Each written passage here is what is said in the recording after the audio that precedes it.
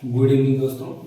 आज ये जो सवाल है बहुपद चैप्टर का है, जिसमें हम लोग देखेंगे कि द्विघात बहुपद और त्रिघात बहुपद दोनों का संबंध सत्यापित किया जाता है या उसकी सत्यता की जांच करें। ठीक है, इसमें क्या होता है कि पहले हमको शून्य ज्ञात कर लेना है। शून्य ज्ञात करने का प्रक्रिया की गुणनखंड विधि से हम लोग शून्य ज्ञात कर लेंगे और शून्य ज्ञात करने के बाद उसके शून्यकों और गुणांकों के बीच संबंध की सत्यता की जांच करना है।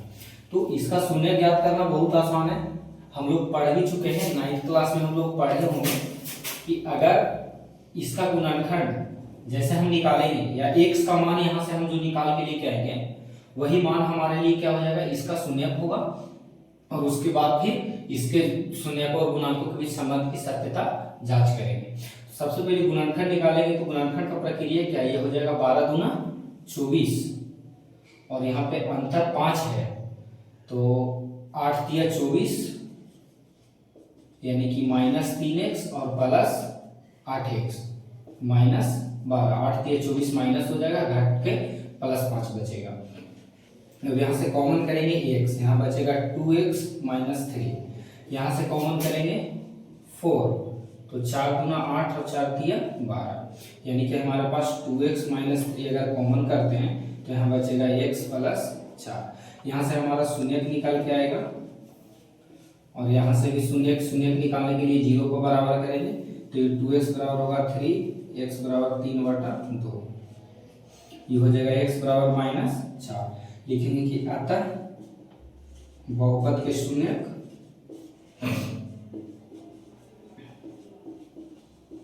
बहुपद के शून्यक 3/2 और -4 है। ये हो गया, ये शून्यक निकाल लिया। लेकिन अब क्या करना है, इसका संबंध स्थापित करना है तो लिखेंगे कि संबंध सत्यापित करने हेतु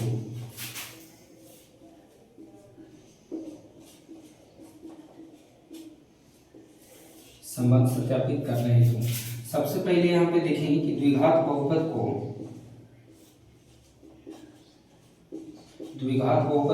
ax² + bx + c के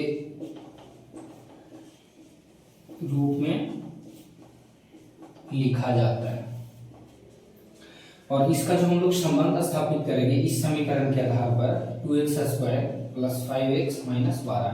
यहाँ से a का मान हमारे पास 2 हो जाएगा, b का मान 5 हो जाएगा और c का मान -12 हो जाएगा।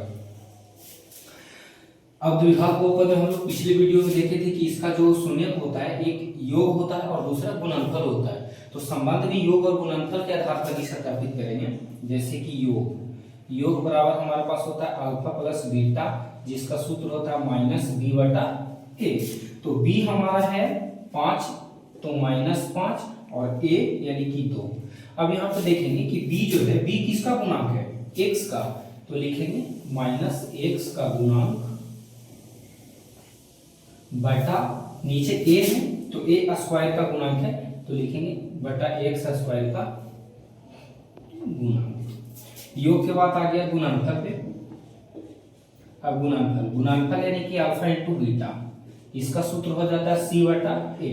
अब यहाँ पर देखिएगा कि c जो है एक अचर पद के रूप में है तो यहाँ पे लिखेंगे अचर राशि और बटा a, ये फिर से x² का गुणांक होगा बटा x² का गुणांक।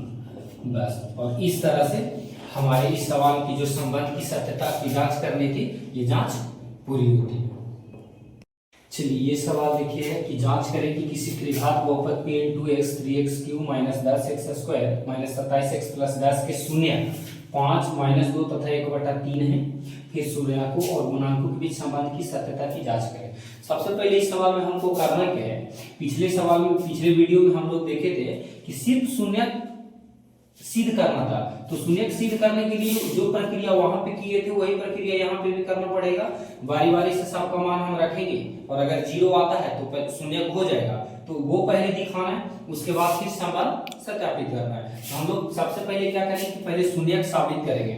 इसके लिए हमारे पास जो बहुपद दिया गया है उसको लिखेंगे 3x³ minus 10x² minus 27x plus 10।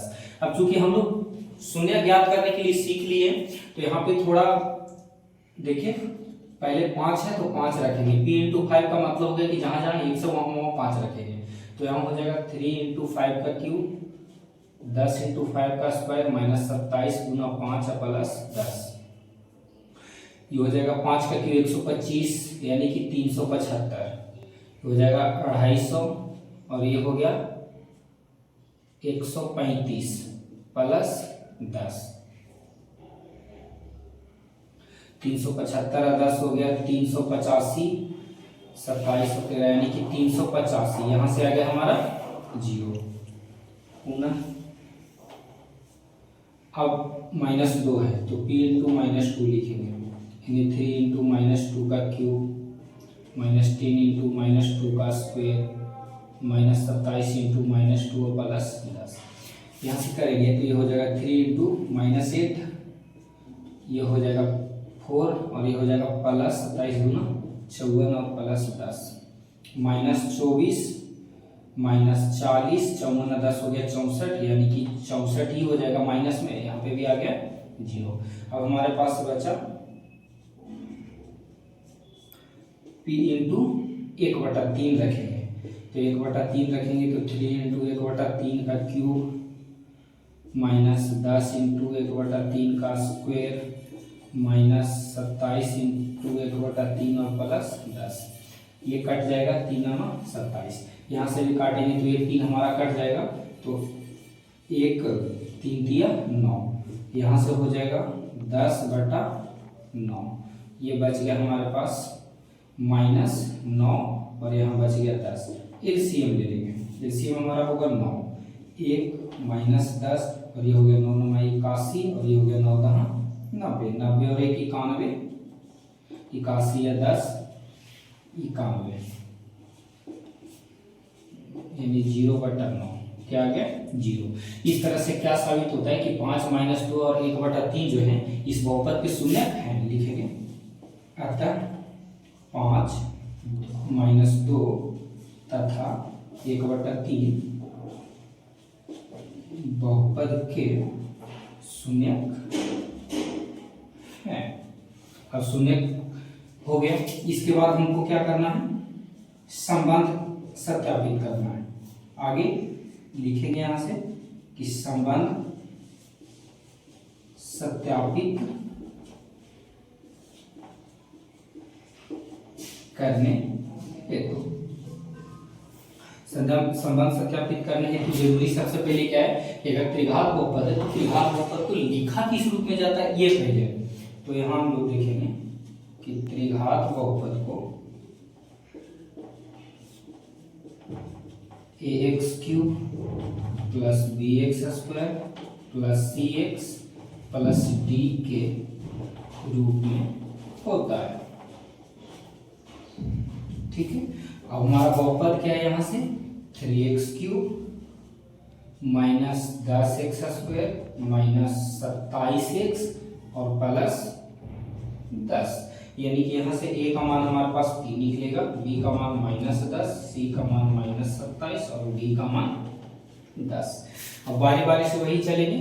हम लोग पिछले वीडियो में जो देखे थे कि त्रिघात बहुपद में हमारे पास शून्य 3 तरह के निकालते थे, एक योग, एक 2-2 करके और एक गुणांक। तो यहाँ पे सबसे पहले हम लोग निकालेंगे योग।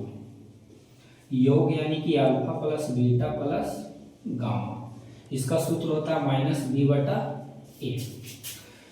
अब यहाँ -b का मान है -10 यानी कि माइनस माइनस प्लस 10 और a का मान है 3। अब यहाँ पे लिखना क्या है कि b जो है हमारे पास यहाँ पे b² के रूप में है, तो लिखेंगे कि -x² का गुणांक बटा a हमारे पास यहाँ पे क्यूब में है तो लिखेंगे x³ का गुणांक।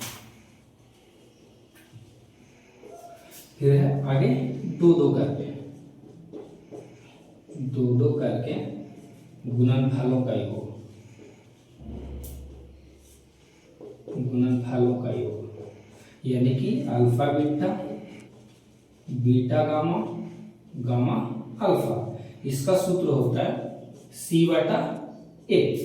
c बटा a। अब c हमारे पास है x, लेकिन c का मान यहाँ पे 27 माइनस में, तो माइनस 27, a का मान है 3, काट भी सकते हैं, यानी कि आ जाएगा हमारे पास -9। तो जो c है, c हमारे पास x के रूप में है, तो यहाँ पे लिखेंगे x का गुणांक बटा a है, तो a फिर से वही बात आएगा, a है x क्यूब के रूप में, तो लिखेंगे x क्यूब का गुणांक। अब दो दो करके हो गया, उसके बाद बचा गुणनफल। तो गुणनफल के लिए क्या होता है, अल्फा बीटा गामा, इसका सूत्र होता है माइनस डी बटा ए। अब डी हमारे पास 10 है, यानी कि क्या हो जाएगा -10 बटा 3। डी के साथ कोई भी x का कोई भी मान नहीं लगा हुआ है, यानी कि डी हमारा क्या हो जाएगा अचर राशि, तो लिखेंगे माइनस अचर राशि और बटा a यानी कि एक्स क्यूब बटा एक्स क्यूब का गुणनक। ये हमारा इसका संबंध सत्यापित हो गया। देखिए यहाँ पे जो दोनों सवाल देखे हम लोग, दोनों सवाल में से किसी न किसी एक सवाल के आने की संभावना रहती है, क्योंकि हमारे पास एग्जाम में 2 गुना सवाल है तो आते हैं। और आज की इस वीडियो के साथ बहुपद हमारा कंप्लीट होता है। तो अगर किसी को इसके बाद भी अगर कोई प्रॉब्लम होता है तो हमारे वीडियो के नीचे आप कमेंट करके बता सकते हैं, हम उसके लिए वीडियो लेके आएंगे, या फिर और भी कोई समस्या है तो उसके बारे में भी कमेंट कर सकते हैं। अगर हमारा बताया हुआ आपको समझ में आता है तो हमारे चैनल को सब्सक्राइब करें। धन्यवाद।